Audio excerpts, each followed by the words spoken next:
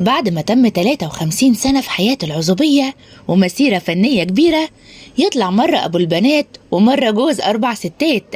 أيوة، هو مصطفى شعبان قرر يتجوز، والعروسة هي اللي كانت مفاجأة لكل جمهور مصطفى شعبان. ولكن قبل ما نعرف مين هي العروسة، خلينا أقول لكم إن مصطفى شعبان عايش من فترة قصة حب معاها، وهيتم عقد قرانهم خلال الفترة الجاية، والفرح هيكون بعد انتهائه من تصوير مسلسل المعلم اللي هيتعرض في رمضان 2024. وعروسته هي هدى الناظر، مديرة أعمال المطرب عمرو دياب سابقا.